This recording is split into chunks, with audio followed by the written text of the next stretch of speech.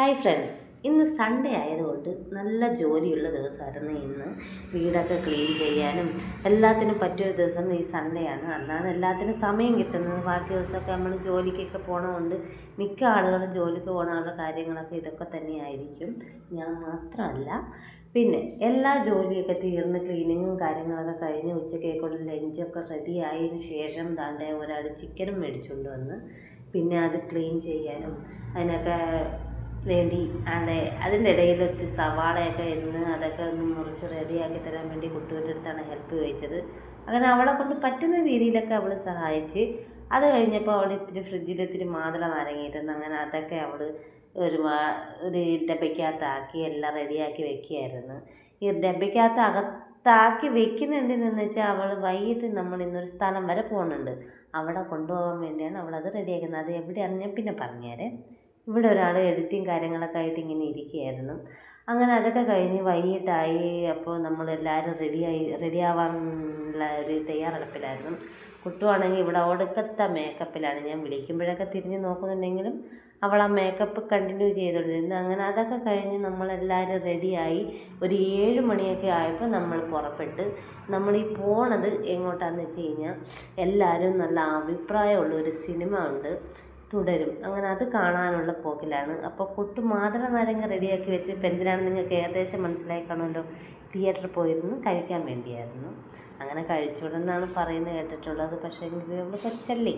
അങ്ങനെ നമ്മളതെല്ലാം റെഡിയാക്കി അങ്ങനെ പോയിക്കൊണ്ടിരിക്കുകയായിരുന്നു. അങ്ങനെ വർക്കലെത്തിയപ്പം നല്ല തിരക്കായിരുന്നു. തിയേറ്ററിൻ്റെ ഫ്രണ്ടിലെത്താറായി. അങ്ങനെ ഫ്രണ്ടിൽ എത്തിയപ്പോഴേക്കും എന്താണ്ട് അതിന് ഫ്രണ്ടിൽ ഒരുപാട് ആൾക്കാർ നിൽപ്പുണ്ടായിരുന്നു. ഞാൻ എൻ്റെ ഷോ തുടങ്ങാൻ സമയമായിട്ട് ഇരുന്ന ആൾക്കാരൊക്കെ ഇങ്ങനെ നിൽക്കുന്നു എന്ന് ഞാൻ നോക്കിക്കൊണ്ടിരിക്കുകയായിരുന്നു. പക്ഷേ ഒന്നുമല്ലായിരുന്നു. ചേട്ടൻ നമ്മളവിടെ ഇറക്കി വണ്ടിയൊന്നും മാറ്റി പാർക്ക് ചെയ്യാനായിട്ട് അങ്ങോട്ട് പോയി. അങ്ങനെ നമ്മളവിടെ അതിൻ്റെ ഫ്രണ്ടിൽ കുറേ സമയം നിന്ന്. ഇവിടെ രണ്ടുപേരും കൂടെ സിനിമയെക്കുറിച്ച് അറിയാവുന്ന കാര്യങ്ങളൊക്കെ അവർ തമ്മിൽ സംസാരിച്ചുകൊണ്ടിരിക്കുകയായിരുന്നു. അങ്ങനെ തിയേറ്ററിൻ്റെ ഫ്രണ്ടിലോട്ടേക്ക് നമ്മൾ നടന്നു പോയി. അപ്പോഴാണ് ഈ ആൾക്കാരിങ്ങനെ നിൽക്കുന്നത് എന്തെന്ന് വെച്ചാൽ കാര്യം പിന്നീടാണ് മനസ്സിലായി. അകത്ത് ഷോ നടന്നുകൊണ്ടിരിക്കുകയായിരുന്നു. അത് അപ്പോഴാണ് കഴിഞ്ഞത്. ഒരുപാട് ലേറ്റായി കഴിഞ്ഞപ്പോൾ. അങ്ങനെ അതൊക്കെ കഴിഞ്ഞ് ആൾക്കാരൊക്കെ ഇങ്ങനെ പോയിക്കൊണ്ടിരിക്കുകയായിരുന്നു. നമ്മൾ ഇത്തിരി നേരമൊക്കെ അവിടെ വെയിറ്റ് ചെയ്തിരുന്നു. ആൾക്കാരൊക്കെ പോയിട്ട് പിന്നെ നമ്മൾ സീറ്റൊക്കെ കൺഫേം ആയതിൻ്റെ ടെൻഷൻ ഇല്ലാതെ നിൽക്കുകയാണ്.